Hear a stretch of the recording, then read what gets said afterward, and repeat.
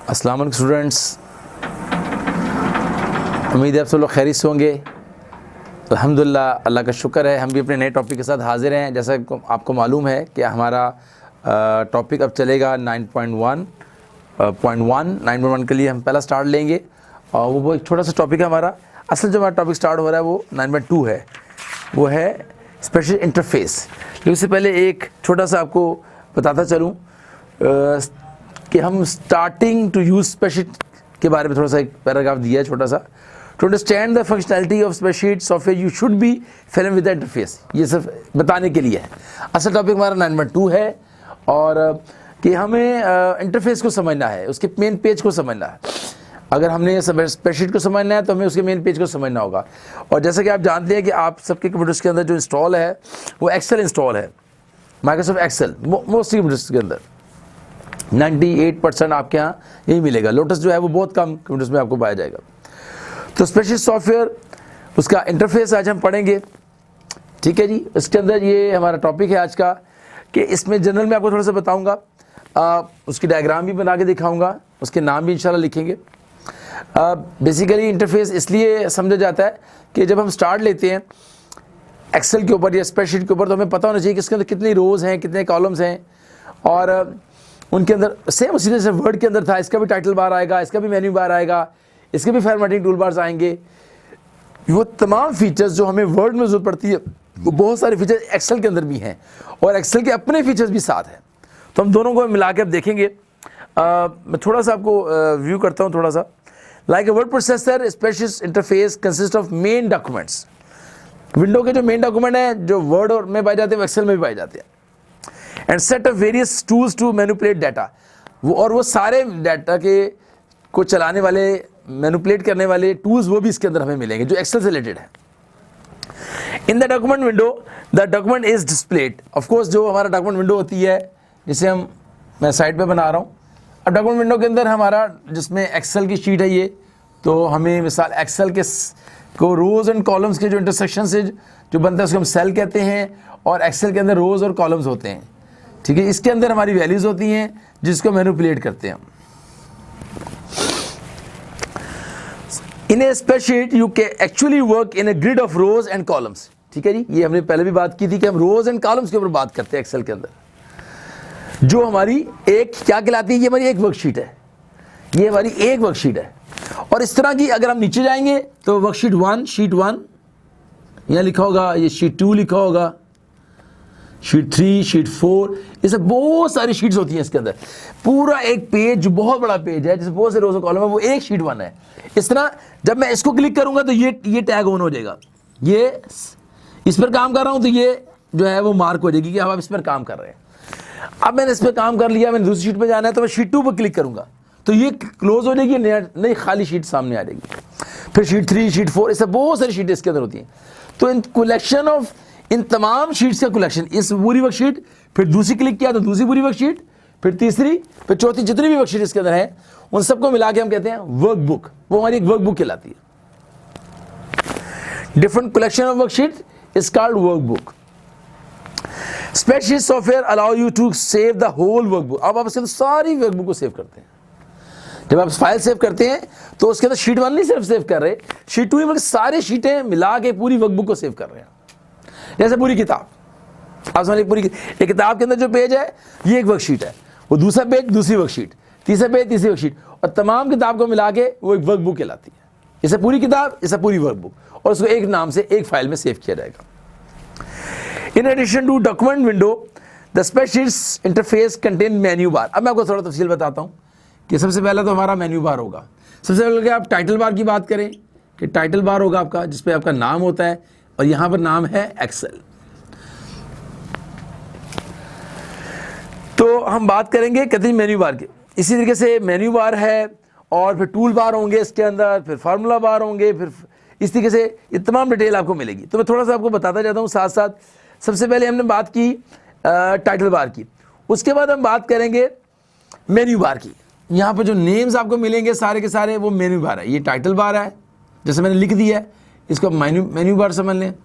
इस पे नाम्स क्या क्या आएंगे, जैसे वर्ड के अंदर आए गए थे वैसे इसके अंदर भी आएंगे, जैसे file, edit, view, file, edit, view, ये सारे के सारे क्या कहलाते हैं? आपके मेन्यू बार कहलाते हैं। नेम जिसमें लिखा जाता है वो टाइटल, जिसके बाद हमारे जो जितने भी हेड्स, मेन हेड आ जाते हैं हमारे, फाइल, एडिट, व्यू, आगे इसके नाम देखते जाएं, फार्मूला और जी format, insert, format, tools, data, window, help, ये सारे के सारे हमारे मेन्यू बार कहलाते हैं। आगे चलते हैं, जब हम एक फाइल को क्लिक करेंगे तो उसी के बटन खुलेंगे। यहाँ पर एडिट को क्लिक करेंगे तो उसी के बटन यहाँ पे खुलेंगे। तो जो बटन यहाँ पे खुलेंगे वो क्या कहलाते हैं हमारे? वो हमारे कहलाते हैं, अगले हमारे यहाँ ढूंढेंगे स्टैंडर्ड टूल बार जी। ये है हमारे फार्मूला बॉक्स, उससे नीचे है मेन्यू बार, मैंने आपको बता दिया। ये आएंगे स्टैंडर्ड टूल बार। एक ही लाइन में हम दो चीजों को देखेंगे, एक स्टैंडर्ड भी और दूसरे, मैं बताता हूं उसमें स्टैंडर्ड क्या है और फॉर्मेटिंग। इसमें स्टैंडर्ड और फॉर्मेटिंग दो चीजें आएंगी। जो ये स्टैंडर्ड टूल बार तो वो है जो कि आपने वर्ड में भी देखी है, और फॉर्मेटिंग भी आपने वर्ड में देखे थे, जिसके अंदर हम क्या करते हैं, हम जो काम चेंज करते हैं उसको उन टूल बार्स के जरिए से, जो कामों को चेंज किया जाता है, फाइल की साइज बड़ा छोटा करना, बॉर्डर लगाना, ये सारे काम हम फॉर्मेटिंग टूल बार के जरिए से करते हैं। और स्टैंडर्ड टूल बार के अंदर क्या आ जाता है जी? आपका जितने भी आपके हैं, फाउंट साइज है, बोल्ड, इटैलिक, अंडरलाइन है, ये सारी की सारी चीजें आपकी क्या कहलाती हैं? Standard tool bar. इससे आगे जो नई चीज है यहाँ पर, जो वहां पहले आपको नहीं मिली, वो यहाँ पर एक नई चीज मैं आपको बताना चाह रहा हूं, वो है फार्मूला बार।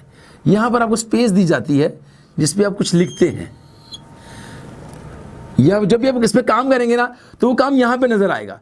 जैसे आप C1 कॉलम के ऊपर हैं, जैसे आप वैल्यू लिख रहे हैं 25 इक्वल, जो भी साइन लिख रहे हैं 25 सम, आप equal some A1 to C5, ये आपने फॉर्मूला लगाया। तो ये फॉर्मूला यहां लिख रहे हैं आप, शो यहां हो रहा है, लिख यहां रहे हैं, शो यहां हो रहा है। ये चीजें आपने ख्याल रखना है जी। ये भी हो गया जी हमारा फॉर्मेटिंग टूल बार भी हो गया, स्टैंडर्ड भी हो गया, और मैंने फार्मूला बार भी आपको बता दिया। फार्मूला के साथ जो खाली जगह मैंने छोड़ी है वो है आपका सेल नंबर बॉक्स। ये कहलाता है सेल नंबर बॉक्स। ये है आपका सेल नंबर बॉक्स। जिस सेल पे आप काम कर रहे होंगे उस सेल का नंबर, मैं सेल, ये हमारा आपको मैंने बताया था, ये ABCDEFGH 1 2 3। तो इस वक्त मैं काम कर रहा हूं B2 के ऊपर, तो यहां B2 शो हो रहा होगा। जिस पर मैं काम कर रहा हूं, जिसमें मेरा कर्सर है, जिसमें मैं लिख रहा हूं, वो वहां सेल नंबर, सेल नेम वहां शो हो रहा होगा। ये भी हो गया जी। ये आपकी रोज है, आप इनको मैं पहले बता चुका हूं, ये रोज हैं, ये कॉलम्स हैं, दैट्स वेरी इजी थिंग। ये शीट 1 है, ये शीट 1 है, ये शीट 2 है, शीट 2 ये हो जाएगी आपकी, और कलेक्शन ऑफ शीट्स को हम वर्कबुक कहते हैं जी। अब हम आगे चलते हैं, अब हम इसको पढ़ते हैं। हमारे सामने कुछ आइडिया आ गया है, अब हम इसको पढ़ने लगे जी। In addition to document window the spreadsheet interface contains menu bar. बिल्कुल ठीक है, ये मैंने पढ़ लिया paragraph. Third paragraph, unlike today's advance spreadsheet programs, early spreadsheet programs provided only one worksheet at a time. हमें इस वक्त एक वर्कशीट मिलती है एक काम करने के लिए, फिर हम दूसरी वर्कशीट को खोलते हैं, ठीक है जी। The workbook could contain just one worksheet. उसमें अंदर एक वर्कबुक में एक पेज भी हो सकता है, एक शीट भी हो सकती है, हमारे पर डिपेंड करता है। हम एक पे काम करते हैं, आगे हम काम ही नहीं करते, उनको पता भी नहीं होता इनको, वो एक ही पे काम करते रहते हैं, हालांकि इसके अंदर बहुत सारे पेजेस हैं। तो कहते हैं new spreadsheets are rated as 3D worksheets which are like a pad of worksheets. It is due to this feature that the data in one worksheet can be used for calculation performed in another worksheet of the same or different workbook. देखिए ये बात बड़ी important है कि एक worksheet में जो आप काम कर रहे हैं वही डाटा आप दूसरी वर्कशीट के ऊपर भी कॉपी पेस्ट कर सकते हैं, उसको उसमें भी काम कर सकते हैं, एक टाइम में दो वर्कशीट के ऊपर भी काम कर सकते हैं। ये भी फीचर में मिलता है और ये 3D फीचर कहलाता है, इसको 3D वर्कशीट भी कहते हैं। ये था जी हमारा स्प्रेडशीट का इंटरफेस। उम्मीद आपको समझ आया होगा। मैंने इसलिए साइड पे बनाया था कि मैं कुछ इस पे लिखूंगा, लेकिन इसमें जितनी भी चीज़ें मैं डिस्कस की वो इसके बोर्ड के लिहाज से डिस्कस की हैं, तो इसमें हमारा सारा कुछ कवर होता है। तो मैं दोबारा बता देता हूं कि इसके अंदर वही मेन मेन्यू था जैसे वर्ड में बनाया। टाइटल बार, इसको टाइटल बार आपका उसी तरह वर्ड के अंदर मेन्यू बार भी आया, स्टैंडर्ड टूल बार भी वर्ड वाले थे, फॉर्मेट टूल बार भी, लेकिन इनके फॉर्मेटिंग टूल बार के जो बटन्स हैं और स्टैंडर्ड के वो थोड़े हटकर हैं, कुछ मुख्तलिफ हैं। इसके अलावा जो ये वाला सेल था जो हमारा सबसे नीचे वाला फार्मूला सेल जिसे हम कहते हैं, ये हमारा है फार्मूला सेल, ये फार्मूला सेल। फार्मूला सेल जो है वो टोटल डिफरेंट है, नई चीज़ है एक्सेल के अंदर। उसमें अंदर दो चीज़ें थी, सेल नंबर के लिए एक अलग बॉक्स बना हुआ है और फार्मूला लिखने के लिए अलग बॉक्स पेश किया गया। शीट 1 शीट 2 को डिस्कस किया गया, कलेक्शन ऑफ शीट्स को वर्कबुक कहते हैं, और ये इसका है मेन पेज। आई होप कि आपको समझ आया होगा और इसको आप लर्न भी कीजिए, इसके इंटरफेस को समझ भी लीजिए और लर्न भी कीजिए एग्ज़ाम के लिहाज से। इंशाल्लाह आपको हेल्पफुल होगा एग्ज़ाम के अंदर। हमारे साथ आने का बहुत शुक्रिया। अल्लाह हाफ़िज़।